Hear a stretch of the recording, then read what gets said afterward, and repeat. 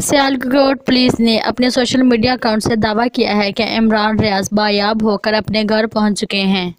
DPO Sialkot Hasan Iqbal का कहना है कि सहाफ़ी इमरान रियाज खान बाजियाब होकर बाहिफाजत अपने घर पहुंच चुके हैं। वो इस वक्त अपनी फैमिली के साथ हैं।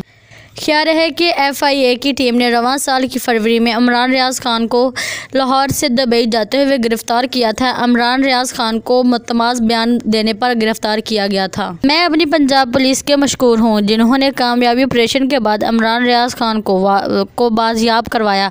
अल्लाह इन नौजवानों की जज़ाए खैर दे जिन्होंने अपनी ज़िंदगी खतरे में डालकर ये ऑपरेशन किया। डीपीओ सियालकोट हसन इकबाल साहब की कोशिशों को सलाम और वो दिल के बहुत अच्छे इंसान हैं। अल्लाह पाक इनको सलामत रखे। इमरान रियाज की वापसी कौम के लिए एक ताज़ा हवा का झोंका है।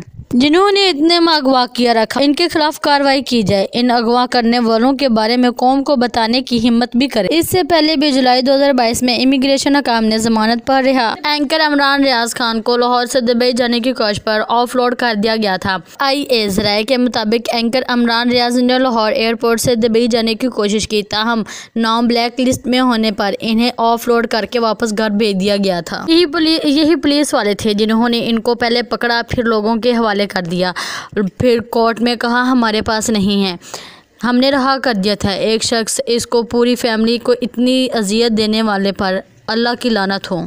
इतना जुल्म करने के बाद अब भौंक रहे हैं कि ये खुशी की खबर है। ये खुशी की खबर नहीं बल्कि जुल्म की खबर है।